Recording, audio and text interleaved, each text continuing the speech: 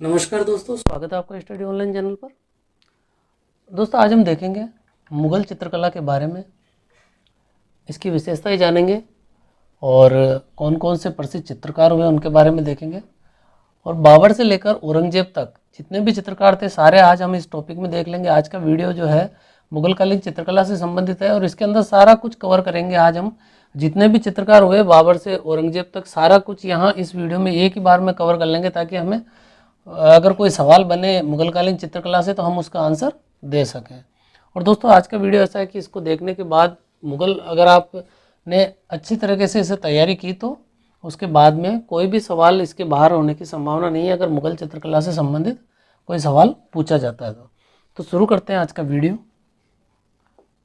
तो अगर मुझे मुग़ल चित्रकला की बात करें तो बाबर सबसे पहले, और बाबर के अंतर्गत देखते बाबर ने जो है अपनी किताब तुझके बाबरी में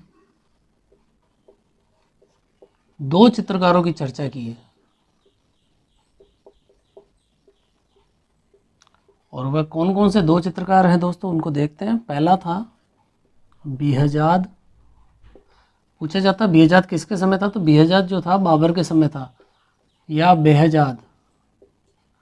दोस्तों, बेहजाद जो था हेरात का निवासी था, तो एक चित्रकार ये हो गया। और दूसरा जो चित्रकार था उसका नाम था शाह मुजफ्फर। ये दो चित्रकार थे, बेहजाद और शाह मुजफ्फर। हम अगर बेहजाद की बात करें, पहले हम बेहजाद को देख लेते हैं। जो मेन पढ़ना रहता है बेहजाद के बारे में पढ़ना रहता है। बेहजाद जो था दोस्तों हेरात का निवासी था।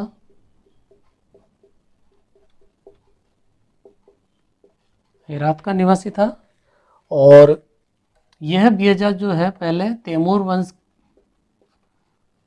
वंश के सुल्तान, तैमूर वंश के एक सुल्तान थे जिनका नाम था हुसैन बेकरा।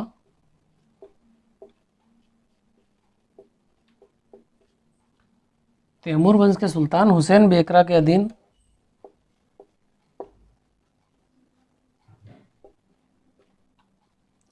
इसी ने जो है चित्रकला जैसी या चित्रकला की नवीन शैली को जन्म दिया, यानी उसका जनक माना जाता है। जन्म दिया है, उसका जनक माना जाता है। और दोस्तों, इसी बेहजाद को बहुत ही इंपॉर्टेंट सवाल आ रहा है, इसको पूर्व का राफेल कहा जाता है। पूर्व का राफेल जो था यूरोपीय बहुत ही प्रसिद्ध चित्रकार था, तो इसको भी जो है बेहजाद की प्रसिद्ध इतना था इसकी चित्रकारी की वजह से इसको पूर्व का राफेल कहा जाता है। इसके अलावा बाबर ने बेहजाद के चित्रों की दोस्तों प्रशंसा भी की है, बहुत ज़्यादा प्रशंसा की है। और उसके अलावा कुछ कमियां भी बताई है इसकी। अगर उस कमियों की बात करें तो इसके बाबर ने जो इसकी कमियां बताई है उसमें एक बाबर कहता है कि बेहजाद जो है बिना दाढ़ी वाला चित्र, यानी बिना दाढ़ी वाला चित्र ठीक से नहीं बना पाता। ये इसकी कमी बताई है बाबर ने, ठीक से नहीं बना पाता। तो दोस्तों, देखा हमने बेहजाद के बारे में। तैमूर वंश के सुल्तान हुसैन जो बेकरा है उसके यहाँ अधीन इसने चित्रकला की नवीन शैली को जन्म दिया।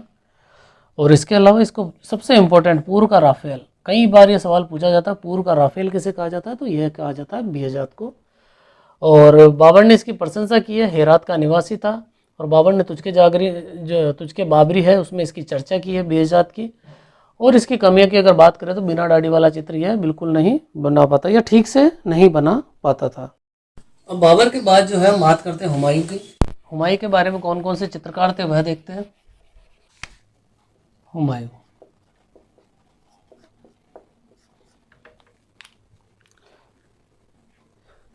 के दोस्तों ईरान में दो चित्रकारों से मुलाकात होती है।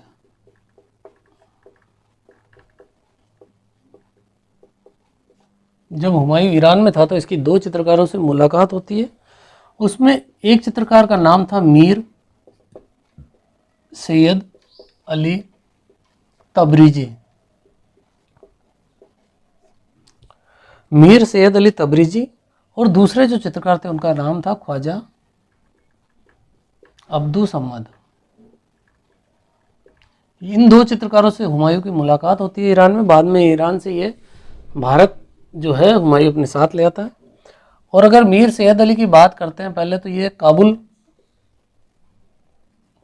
काबुल में जो है इसकी अध्यक्षता में, मीर सैयद अली की अध्यक्षता में एक काबुल में मीर सैयद अली की अध्यक्षता में एक चित्रशाला का निर्माण किया गया। यानी इसकी अध्यक्षता में एक चित्रशाला बनी मीर सैयद अली तबरेज़ी की अध्यक्षता में। और कुछ दिन बाद क्या होता है, अब जो ख्वाजा अबू समद है वह भी इसके साथ शामिल हो जाता है। और इन दोनों, और इसी प्रकार जो है हम अगर देखें तो मुग़ल चित्रकला का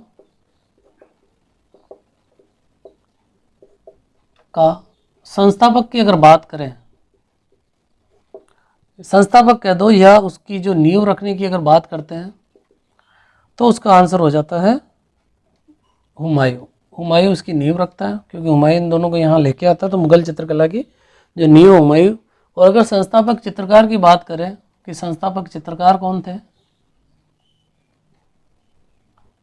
तो दोस्तों संस्थापक चित्रकार जो थे वो मीर सैयद अली तबरेज़ी और इनके जो साथ में थे ख्वाजा अब्दुल समद। ये दो चित्रकार थे जो संस्थापक चित्रकार कहलाते हैं। ये जो चित्रकार हैं जिनकी बात हो रही है यहाँ, मीर सैयद अली तबरेज़ी, इनकी अध्यक्षता में एक चित्रशाला का निर्माण किया गया। कहाँ किया गया? काबुल में किया गया। कहाँ मिले थे ये? ईरान में मिले हुमायूं को। और मुग़ल चित्रकला का संस्थापक या नींव रखने का श्रेय जाता है हुमायूं को। और संस्थापक चित्रकार हो गए मीर सैयद अली तबरेज़ी और ख्वाजा अब्दुल समद। इसके अलावा अगर मीर सैयद अली तबरेज़ी की हम बात करते हैं, तो इनकी विशेषता है कि ये चित्रकार भी थे और ये कवि भी थे। यह जो है चित्रकार और कवि दोनों थे। दोस्तों इनकी एक उपाधि थी नादिर उल अस्त्र। इनको हुमायूं द्वारा एक उपाधि दी गई थी नादिर उल अस्त्र, और एक उपाधि जहांगीर द्वारा भी दी जाएगी आगे चलकर नादिर उल अस्त्र की मंसूर को। लेकिन यहाँ जो उपाधि है ये नादिर उल अस्त्र मीर सैयद अली तबरेज़ी को हुमायूं द्वारा दी जाती है, पूछा जा सकता है। इसके अलावा इनकी एक विशेषता हो रहा है कि इनके जो निर्देशन में, मीर सैयद अली के निर्देशन में हज़्मनामा जो ग्रंथ है उसका चित्रण किया गया। यानी इनके निर्देशन में ही हज़्मनामा में चित्रण का कार्य किया गया है या प्रारंभ किया गया है, यानी शुरू किया गया है। तो ये हमने देखा मीर सैयद अली तबरेज़ी के बारे में। अब हम देखते हैं ख्वाजा अब्दुल समद सिराजी के बारे में। इनका पूरा नाम यहाँ ख्वाजा अब्दुल समद सिराजी था। इनके बारे में देखते हैं।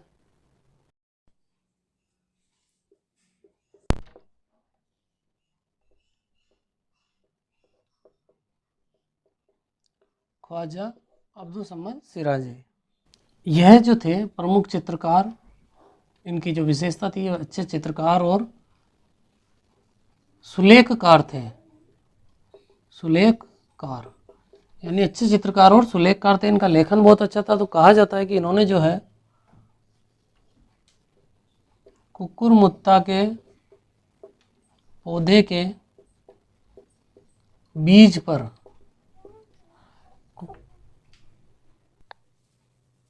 जो है कुरान का जो 112वां अध्याय लिखा। तो इतने अच्छे सुलेखकार थे, इतना अच्छा इनका लेखन था कि इन्होंने जो है कुकुरमुत्ता के पौधे के बीज पर कुरान का 112वां अध्याय लिखा था। इसके अलावा इनकी एक उपाधि थी बहुत ही महत्वपूर्ण, जो कि हुमायूं द्वारा दी गई थी, सीरे कलम। मीर सैयद अली तबरेज़ी को दिया था उन्होंने नादिरुल वस्त्र का, और इनको बहुत ही इंपॉर्टेंट उपाधि है, कई बार पूछी जाती है, सीरी कलम की उपाधि। तो सीरी कलम की जो उपाधि है यह दिया गई ख्वाजा अब्दुल समद को। और अब यही अब्दुल समद जो है, इनके बारे में कहा जाता है कि इन्होंने जो है हुमायूं और अकबर दोनों को चित्रकारी सिखाई थी, चित्रकारी सिखाई।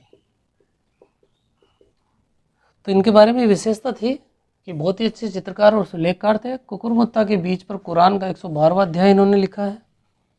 इसके अलावा इनकी मोस्ट जो सवाल बनता उपाधि को लेकर बनता है कि सीरी कलम जो थी इनकी उपाधि थी ख्वाजा अब्दुल समद की, और हुमायूं और अकबर दोनों को इन्होंने चित्रकारी सिखाई थी। और यहीं पर हम देखते हैं कि अकबर के समय में भी इन्होंने कुछ कार्य किया, वो देखते हैं। तो अकबर ने जो है इनको 400 का मनसबदार, अकबर ने इनको 400 का मनसबदार बनाया, 400 का मनसबदार बनाया। इसके अलावा अकबर ने 1578 ईस्वी में 1578 ईस्वी में इनको फतेहपुर सीकरी की टकसाल का प्रमुख बनाया, यानी हेड बनाया। पूछा जा सकता है कौन सा ऐसा चित्रकार है जिसको फतेहपुर सीकरी के टकसाल का प्रमुख बनाया गया है, तो ख्वाजा अब्दुल समद इनको जो है फतेहपुर सीकरी के टकसाल का प्रमुख बनाया। इसके बाद में इनको जो है 1585 में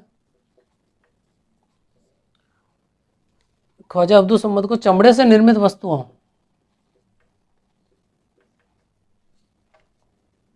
चमड़े से निर्मित वस्तुओं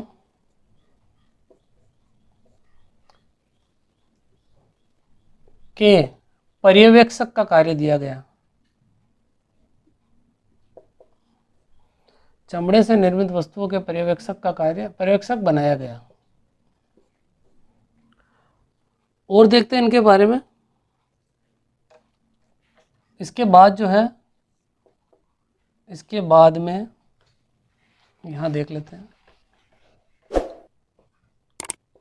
1587 में इनको जो है दीवान का पद दिया गया। ख्वाजा अब्दुल समद की ये विशेषता ही रही थी, इनको जो है 1587 में दीवान का पद दिया गया। फतेहपुर सीकरी में टकसाल के हेड थे ये। और इनकी एक और विशेषता है कि जो हज़्मनामा लिखा गया था, शुरू किया था मीर सैयद अली ने, और इसको पूर्ण कराने का कार्य, पूर्ण कराने का श्रेय इन्हीं को हो जाता है।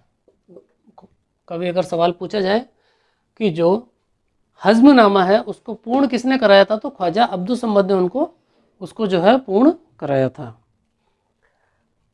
इसके अलावा जो है हम देखते हैं हज़्मनामा के बारे में।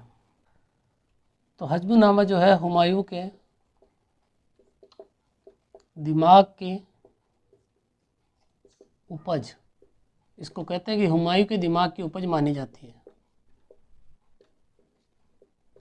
हज़्मनामा हुमायूं के दिमाग की उपज मानी जाती है। इसके अलावा यह जो है अरबी भाषा में लिखित है।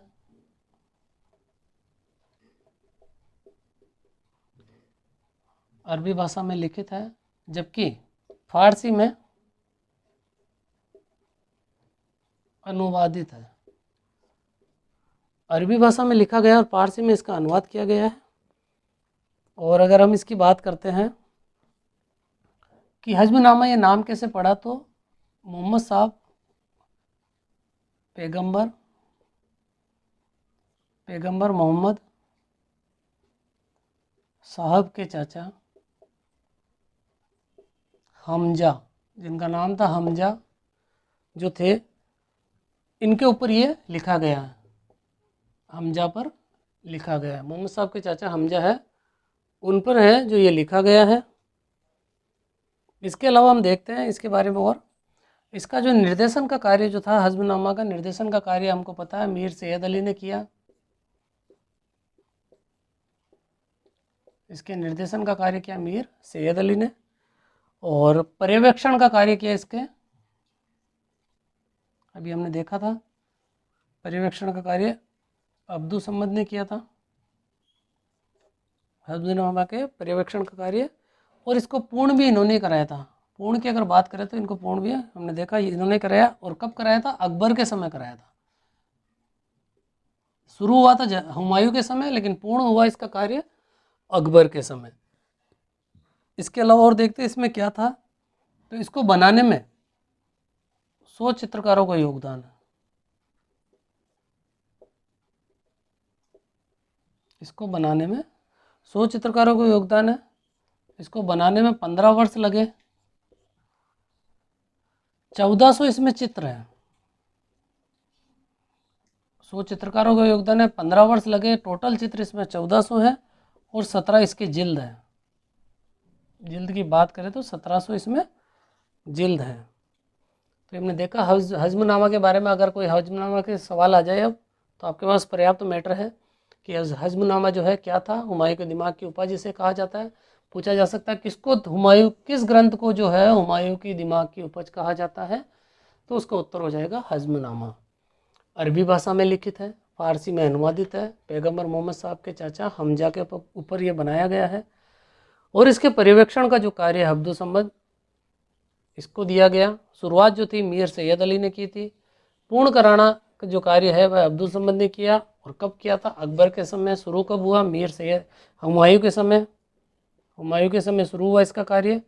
15 वर्ष लगे इसमें। 1400 इसमें चित्र हैं, 17 इसमें जिल्द है, और 100 चित्रकारों का इसमें योगदान रहा। तो ये हमारा कंप्लीट होता है हुमायूं। अब हम देखते हैं हुमायूं के बाद अकबर के बारे में, कि अकबर के कौन कौन से प्रमुख चित्रकार थे, उनको देखते हैं। तो अकबर के बारे में देखते हैं, इसकी चित्रकला के बारे में। तो अकबर के समय अब्दुल समद की अध्यक्षता में, अकबर के समय जो है अब्दुल समद की अध्यक्षता में एक चित्रकला विभाग की स्थापना की गई थी। चित्रकला विभाग बनाया गया था। इसके अलावा अकबर के समय की जो विशेषताएं रही थी चित्रकला में, उसमें छवि चित्रकारी, छवि चित्रकारी, त्रिविमीय चित्र जिसको कि हम 3D चित्र बोलते हैं, उसकी चित्रकारी। इसके अलावा जो है ढलवा चित्र, एक से इसके आगे भित्ति चित्र देख लेते हैं, भित्ति चित्र भी थी, और उसके अलावा ढलवा चित्र। ये अकबर के काल में चित्रकारी की जो है प्रमुख चित्रकारी की प्रमुख विशेषताएं थी। और जो ये भित्ति चित्रकारी है दोस्तों, इसको फ्रेस्को पेंटिंग भी कहते हैं। कहीं नाम आ जाए फ्रेस्को पेंटिंग क्या है, तो भित्ति चित्रकारी होती है, इसको फ्रेस्को पेंटिंग भी कहते हैं। अब हम देखते हैं अकबर के समय जो है अबुल फजल ने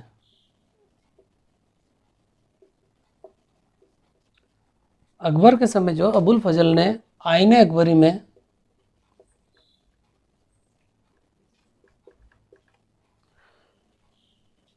इसमें एक अध्याय आईने अकबरी के अध्याय 34वें अध्याय में 17 चित्रकारों की चर्चा की है।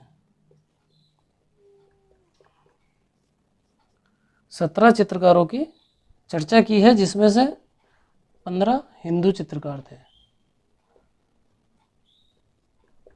पूछा जा सकता है कि अबुल फजल ने आईने अकबरी में कितने चित्रकारों की चर्चा की है, तो 17 जो है चित्रकारों की इसने चर्चा की है, जिसमें अब्दुल समद, बसावन, दसवंत है, मिस्किन है, सांवलदास है, बाल मुकुंद है, जगन्नाथ है, फारूक बेग है, जमशेद है, कान्हा, भगवान, केशवदास, धनराज, सरदार, हरिवंश, तारानाथ आदि आते हैं उसमें। अब हम देखते हैं इनके जो प्रमुख चित्रकार उनको देख लेते हैं कि कौन कौन से थे। तो सबसे पहले हम चित्रकार देखेंगे दसवंत। इनके समय का महत्वपूर्ण चित्रकार दसवंत। तो दसवंत के बारे में क्या विशेषता? यह जो था अकबर के समय का अग्रणी चित्रकार था। अकबर के समय का अग्रणी चित्रकार था। जाति से कहार जाति का था और इसने जो है अब्दू सम्मत से चित्रकारी सीखी। अब्दू सम्मत से इसने चित्रकारी सीखी थी। इसके अलावा इसने रज्मनामा, इसके अलावा तूतीनामा, रज्मनामा हो गया, तूतीनामा, खानदाने तैमूरिया, रज्मनामा, तूतीनामा, खानदाने तैमूरिया में चित्रण का कार्य किया है। इम्पोर्टेंट सवाल है ये कि किसने जो है रज्मनामा, तूतीनामा, खानदाने तैमूरिया में चित्रण का कार्य किया है। तो दसवंत ऐसा चित्रकार था जिसने इन तीनों में चित्रण का कार्य किया है और ये अकबर के समय का अग्रणी चित्रकार था। और इसके बारे में कहा जाता, इसको जो है अकबर ने टकसाल का प्रमुख भी बनाया था, टकसाल प्रमुख बनाया। उसके अलावा अंतिम समय में ये जो था, पूछा जाता कई बार कि कौन सा ऐसा चित्रकार था जो अंतिम समय में वह पागल हो गया या विक्षिप्त हो गया। तो ये दसवंती था जो विक्षिप्त हो गया था और इसने फिर बाद में आत्महत्या कर ली। तो देखते हैं बसावन। ये अभी हम अकबर कालीन जो चित्रकार थे उन्हीं को देख रहे हैं। बसावन जो है उसके बारे में विशेषता ये जो है सर्वश्रेष्ठ, सर्वश्रेष्ठ और सर्वोत्कृष्ट चित्रकार था। बसावन जो है सर्वश्रेष्ठ और सर्वोत्कृष्ट जो है चित्रकार था। इसके अलावा यह यूरोपीय चित्रकारी में प्रसिद्ध था, यानी यूरोपीय चित्रकारी का इसको अच्छा ज्ञान था, यूरोपीय चित्रकारी में प्रसिद्ध था। इसके अलावा इसने जो है यह छवि चित्रकारी, यानी किसी की आकृति बनाना, छवि बनाना, भूदृश्यों, जमीनी जो भी दृश्य हैं। इसके अलावा व्यंग्य चित्रकारी, छवि चित्रकारी, भूदृश्य, व्यंग्य चित्रकारी आदि में प्रमुख है। और अगर इसको व्यंग्य चित्रकारों में देखें हम तो इसमें नाम आता है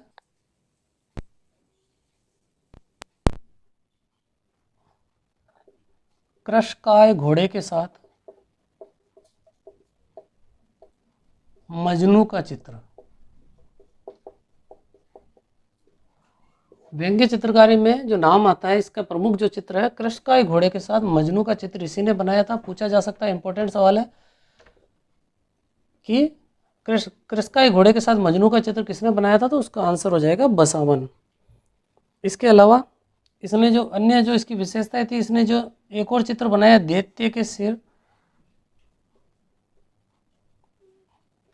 दैत्य के सिर पर स्त्री का चित्र, यह इसने बनाया था। इसके अलावा इसने जो है और चित्र बनाए हैं शहजादी, हुमे व शेख का चित्र।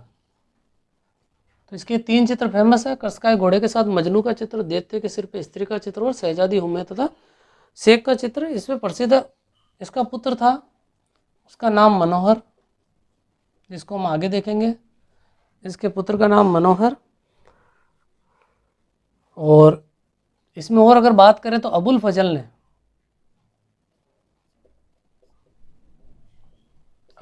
ने जो है बसावन के चित्रों की प्रशंसा की है, भरपूर प्रशंसा की है। तो ये हमने देखा बसावन के बारे में, सर्वश्रेष्ठ और सबसे ज़्यादा पूछा जाता सर्वोत्कृष्ट चित्रकार यही था और यूरोपीय चित्रकारी में प्रसिद्ध था, छवि चित्रकारी, भूदृश्य और व्यंग्य चित्रकारी में प्रसिद्ध था। तीनों हमने इसके देख लिए कौन कौन से चित्र थे और अबुल फजल ने इसकी प्रशंसा की और इसके पुत्र का नाम था मनोहर। अब हम आगे देखते हैं। जो चित्रकार है प्रमुख मिशिगन या कहीं कहीं मिशिगन भी नाम मिलता है, तो इनको देखते हैं।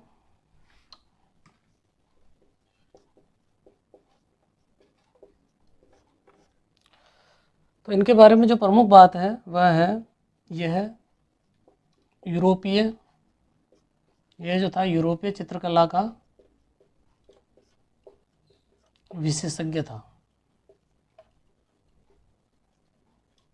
यूरोपीय चित्रकला का विशेषज्ञ था। इसके अलावा अविश्वस्त, इसने एक चित्र बनाया था अविश्वस्त पत्ती का चित्र। इसके बारे में दो ही बातें प्रमुख हैं, यूरोपीय कला चित्रकला का विशेषज्ञ था और चित्र की बात करें तो अविश्वस्त जो पत्नी थी उसका इसने चित्र बनाया था। तो हमने देख लिया अकबर के समय जो थे चित्रकार उनके बारे में। अब हम अगले शासक जहांगीर के समय जो चित्रकार हुए उनकी विशेषताएं हुई उनके बारे में देखेंगे। और चित्रकला का अगर स्वर्णकाल की बात करें तो दोस्तों वो जहांगीर का ही स्वर्ण का जो काल था वो चित्रकला का स्वर्णकाल कहलाता है। तो हम उसको देखेंगे कि जहांगीर के समय क्या क्या इसकी विशेषताएं रहे हैं। तो शुरू करते हैं हम जहांगीर। तो देखते हैं हम जहांगीर के बारे में कौन कौन से चित्रकार थे। तो सबसे पहले जहांगीर को देखते हैं कि जहांगीर का समय जो है चित्रकला का स्वर्ण काल कहलाता है। पूछा जा सकता है और कई बार पूछा जा भी चुका है कि मुगल कालीन किस काल को, किस शासक के काल को चित्रकला का स्वर्ण काल कहा जाता था, तो वह जहांगीर के काल को कहा जाता था। और जहांगीर ने ही बहुत ही इम्पोर्टेंट नाम है अकारिजा, अकारिजा के नेतृत्व में आगरा में, पूछा जा सकता है कहाँ पर खोली, तो अकारिजा के नेतृत्व में आगरा में चित्रशाला का निर्माण करवाया, यानी चित्रशाला बनवाई। तो दोस्तों इम्पोर्टेंट सवाल है कि किसके नेतृत्व में आगरा में जहांगीर द्वारा चित्रशाला का निर्माण कराया गया था, तो हो जाएगा अकारिजा। और जहांगीर के बारे में कहा जाता है कि ये स्वयं चित्रकला का बहुत बड़ा पारखी था। क्योंकि ये क्या इसने कहा था, एक बार ये स्टेटमेंट इसका प्रसिद्ध है जो कई बार पूछा जा चुका है कि मेरे सामने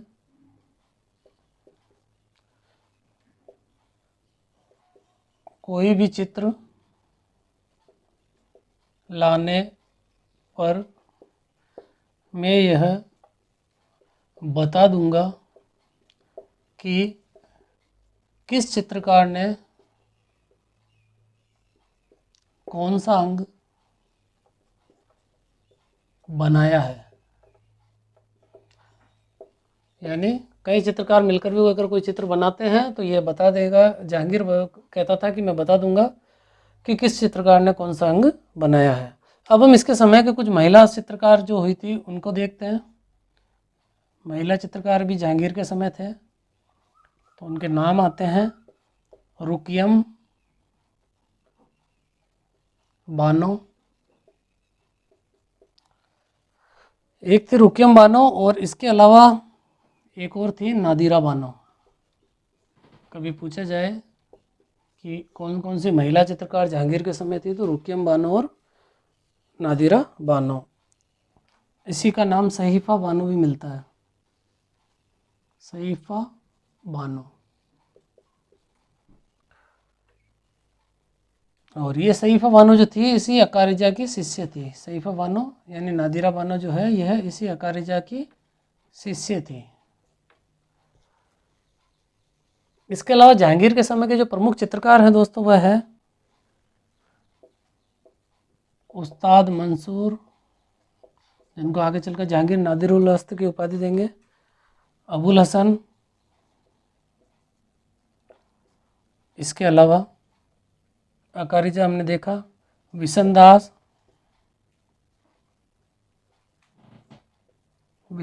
है, उस्ताद मंसूर है, अबुल हसन है, विशन दास है।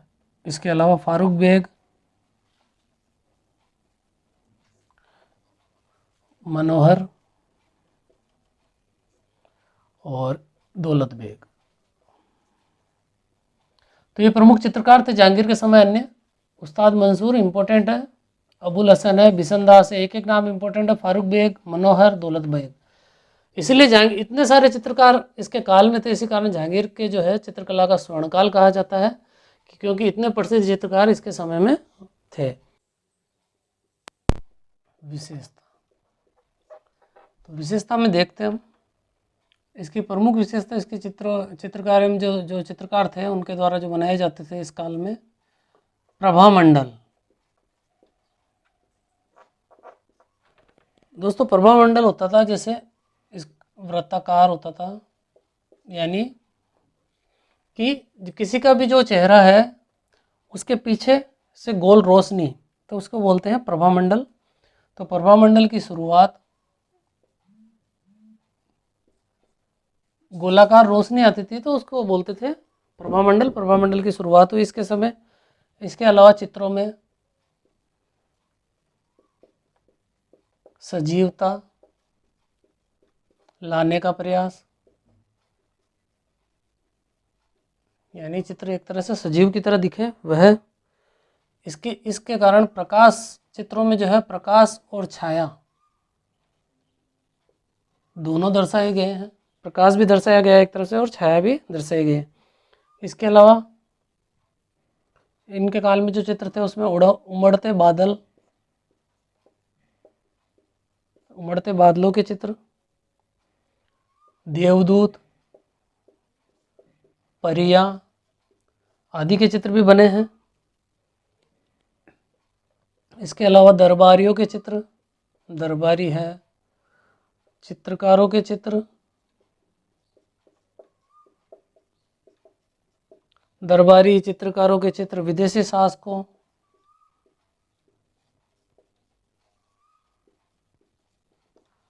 विदेशी शासकों के चित्र, उनके राजदूतों के चित्र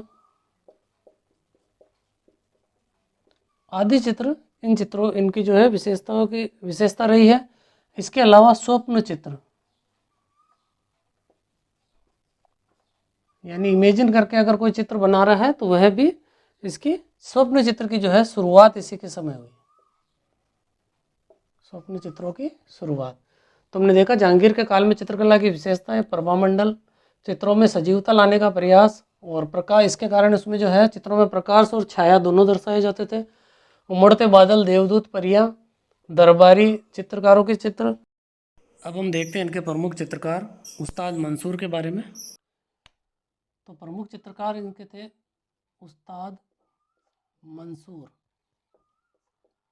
दोस्तों उस्ताद जो मंसूर है यह बहुत ही अच्छे चित्रकारी के विशेषज्ञ थे, विशेषज्ञ माने जाते हैं। और इनको जो है विशेषज्ञ क्यों कहा जाता, तो इनको जो है 3 तरह के चित्रों में महारत हासिल था। इससे पहले देख लें जो जहांगीर थे, इनको उस्ताद मंसूर को नादिर उल अस्त्र की उपाधि दी। जहांगीर ने इनको नादिर उल अस्त्र की उपाधि दी थी। पूछा जाता है कई बार, सवाल इम्पोर्टेंट है कि नादिर उल अस्त्र को उपाधि जहांगीर ने कौन से चित्रकार को दी थी, तो उस्ताद मंसूर। अब इसकी विशेषता देखते हैं क्यों इसको विशेषज्ञ कहा जाता है। तो ये जो है पशु, पक्षी और फूल, इनके चित्र बनाता था और इनमें इनको विशेषज्ञता हासिल थी। तो इसने जो पशुओं के चित्र बनाए उसमें इन्होंने जेबरा और नील गाय के चित्र बनाए, इसमें इसको महारत हासिल था। और अगर पक्षियों की बात करें तो पक्षियों में इसने जो बनाया है बहुत ही फेमस, पूछा जाता है साइबेरियन सारस। साइबेरियन सारस का चित्र इसने बनाया है, इम्पोर्टेंट है। इसके अलावा बाज पक्षी का चित्र और एक और पक्षी आता है साज पक्षी, इनके चित्र इसने बनाए हैं। इसके अलावा अगर फूल की बात करें तो फूलों में सबसे प्रसिद्ध, इसका कई बार पूछा जाता है, बंगाल का अनोखा पुष्प, इसका चित्र इसने बनाया, बंगाल का अनोखा पुष्प। इसके अलावा टूलिप का पुष्प, दोस्तों टूलिप पुष्प अपने यहाँ भी कश्मीर में होता है, टूलिप गार्डन है वहाँ, टूलिप के पुष्प और इसके अलावा इसने जो है कश्मीर घाटी के 100 से अधिक चित्र बनाए हैं। कश्मीर घाटी के इसने 100 से अधिक चित्र बनाए हैं। तो ये देखा हमने उस्ताद मसूर के बारे में। इनमें जो पूछा जाता है ज़्यादातर साइबेरियन सारस, बंगाल का अनोखा पुष्प, इसके अलावा नादिरुल अस्त्र की उपाधि, ज़्यादातर यही सवाल पूछे जाते हैं दोस्तों। तो ये हमने देखा उस्ताद मसूर के बारे में टोटल। अब हम अगले चित्रकार अबुल हसन के बारे में देखते हैं कि उनकी क्या विशेषताएं थी।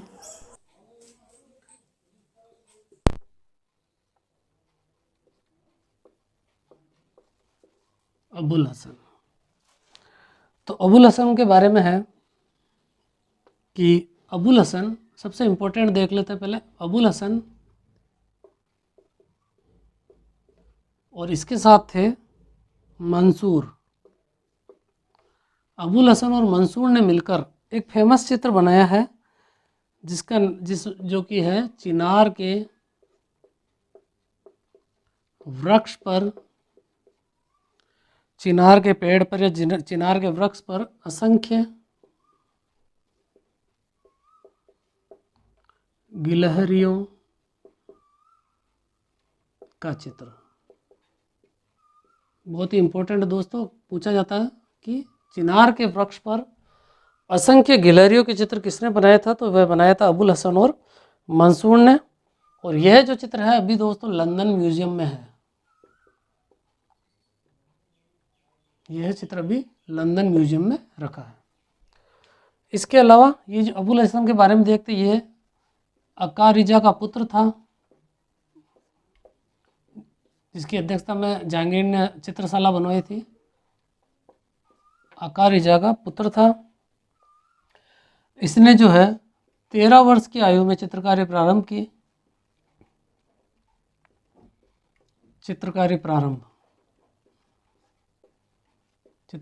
शुरू की। और जहांगीर ने इसको जो है सबसे इम्पोर्टेंट, इसको भी एक उपाधि दी थी, नादिर उल जमा की उपाधि दी। सबसे फेमस इसकी उपाधि को लेकर सवाल आते हैं कि नादिर उल जमा की उपाधि किसको दी गई थी, तो अबुल हसन को दी गई थी। और किसने दी थी, जहांगीर द्वारा यह उपाधि इसको दी गई थी। इसके अलावा जो अबुल हसन है वह छवि चित्रकारी के लिए प्रसिद्ध था। पूछा जाता है इसने जो है 40 वर्षीय शाहजहां का चित्र बनाया।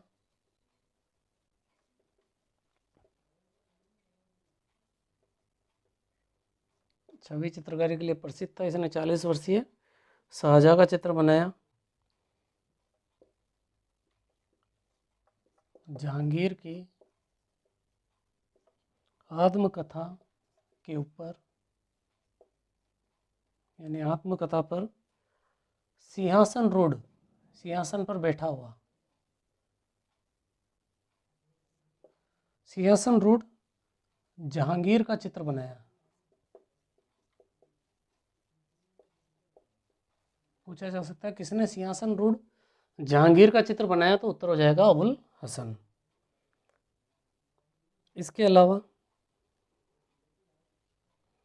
इसने जहांगीर एवं ईरान के शासक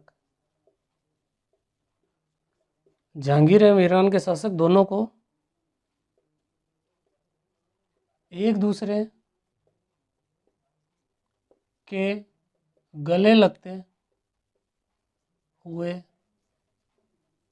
का चित्र बनाया। तो जहांगीर की आत्मकथा के ऊपर इसने सिंहासन रूढ़ जहांगीर का चित्र बनाया। जहांगीर एवं ईरान के शासक दोनों को एक दूसरे से गले लगाते हुए का चित्र बनाया इसने। इसके अलावा और देखते हैं इसने जो है ब्यूटर के सेंट पॉल का चित्र भी बनाया। जा सकता है कि ट्यूटर के सेंट पॉल का चित्र किसने बनाया, तो हो जाएगा अबुल हसन। अब हम अगले जो महत्वपूर्ण जहांगीर के समय के चित्रकार हैं बिशन दास, उसको देखते हैं।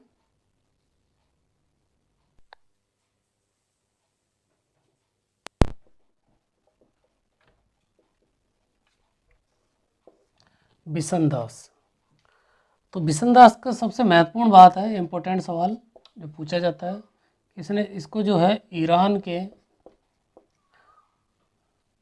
इसने जो है ईरान के शासक शाह अब्बास, ईरान के शासक शाह अब्बास का चित्र बनाया। इसको जो है ईरान भेजा गया जहांगीर द्वारा, और उसने वहाँ पर जो है ईरान का जो शासक था शाह अब्बास, उसका चित्र बनाया था। और इसको जो है, इसलिए इसको जहांगीर ने हाथी उपहार में दिया।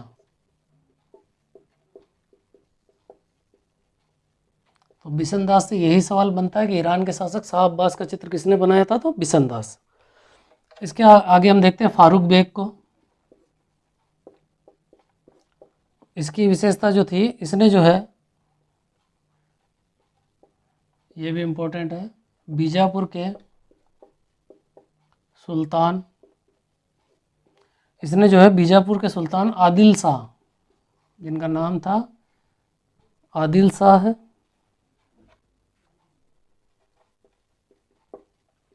का चित्र बनाया। बीजापुर के सुल्तान आदिल शाह का जो चित्र है फारूक बेग ने बनाया था। अब हम देखते हैं दौलत बेग। तो दौलत बेग के बारे में है कि इन्होंने जो है यह जो चित्र बनाए साथी चित्रकारों के चित्र, कि इनके साथ में जो भी चित्रकार थे इनके समय में, उनके चित्र बनाए इन्होंने, साथी चित्रकारों के चित्र बनाए। इसके अलावा राजदूतों के चित्र बनाए, साथी चित्रकारों के चित्र, राजदूतों के चित्र बनाए, दरबारियों के चित्र बनाए,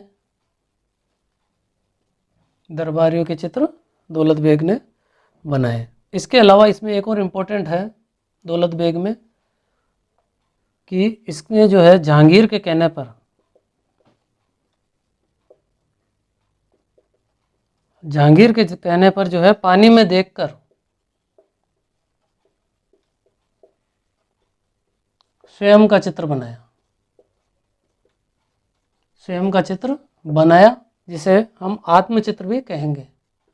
आत्मचित्र बनाया, पूछा जाता है कि आत्मचित्र किसने बनाया, तो जहांगीर के कहने पर दौलत बेग ने जो है पानी में देखकर स्वयं का चित्र बनाया या आत्मचित्र बनाया था। इसके अलावा एक इम्पोर्टेंट फैक्ट है दोस्तों, कि जहांगीर की जो तुझके बाबरी थी, जहांगीर की तुझके जहांगीरी, तुझके जहांगीरी में जो है 3 लोगों के नाम नहीं मिलते हैं। उनके नाम देखते हैं, सवाल पूछा जाता है कि जहांगीर के कौन से ऐसे चित्रकार हैं जिनके तुझके जहांगीरी में नाम नहीं मिलते हैं, तो उसमें थे मनोहर, और मनोहर के अलावा गोवर्धन, और एक नाम और आता है विचित्र। इनके नाम नहीं मिलते हैं, नहीं पर फोकस कीजिएगा दोस्तों, नहीं मिलते हैं। तो ये हमने देखा जहांगीर के काल में कौन कौन से चित्रकार थे। अब हम देखते हैं शाहजहाँ के काल। तो दोस्तों शाहजहाँ का जो काल है यह स्थापत्य का स्वर्णकाल कहा जाता है। फिर भी चित्रकला से संबंधित कुछ चित्रकार थे इनके समय, और कुछ विशेषताएं थी वह देखते हैं। तो इनके समय में हमने पिछला जो देखा था कि प्रभामंडल के जो चित्र थे जहांगीर के समय, वही यहाँ आगे भी प्रचलित रहे। प्रभामंडल, प्रभामंडल युक्त चित्र बड़ी मात्रा में बने। इसके समय जो है शाहजहाँ के समय प्रभामंडल युक्त चित्र बड़ी मात्रा में बने। इसके अलावा इसके समय छवि चित्र अधिक बने। छवि चित्र सर्वाधिक बने, सर्वाधिक यानी सर्वाधिक छवि चित्र जो है इसी के समय बने। इसके समय में कुछ प्रमुख चित्रकार थे जिसमें फ़कीरुल्लाह, मीर हासिम, फ़कीरुल्लाह, मीर हासिम, अनूप, चित्रा, इसके अलावा विचित्र और मुकरा, मोहम्मद नाजिर, समरकंदी, यह प्रमुख चित्रकार था। शाहजहाँ के समय मोहम्मद नाजिर समरकंदी जो है प्रमुख चित्रकार था। इसके अलावा एक और नाम आता है मोहम्मद जमा। तो ये शाहजहाँकालीन प्रमुख चित्रकार थे। शाहजहाँ के अंतर्गत दो ही बातें हैं, प्रभामंडलीय चित्र बड़ी मात्रा में बने और सर्वाधिक छवि चित्र बने। अब हम शाहजहाँ के बाद देखते हैं औरंगजेब।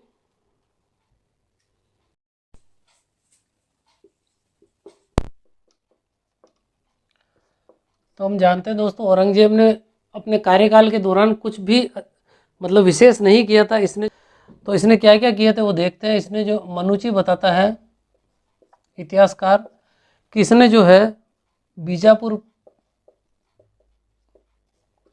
बीजापुर में आसार महल में जो चित्र बने थे,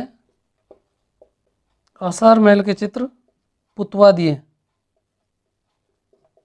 यानी उन पे चूने से उसको पुतवा दिया, उसको मिटा दिया। इसके अलावा इसने औरंगजेब ने सिकंदरा में जो अकबर का मकबरा बना हुआ है,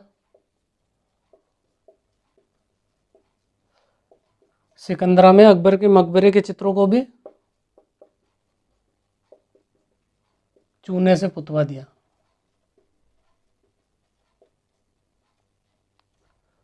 सिकंदरा में अकबर के मकबरे के चित्रों को चूने से पुतवा दिया। बीजापुर के आसार महल के चित्र पुतवा दिए। इसके अलावा औरंगजेब ने मरियम उजमानी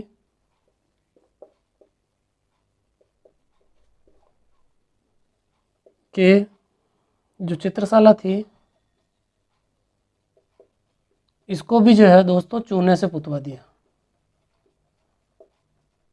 तो औरंगजेब को लेकर चित्रकला से संबंधित कोई सवाल नहीं बनते हैं इतने।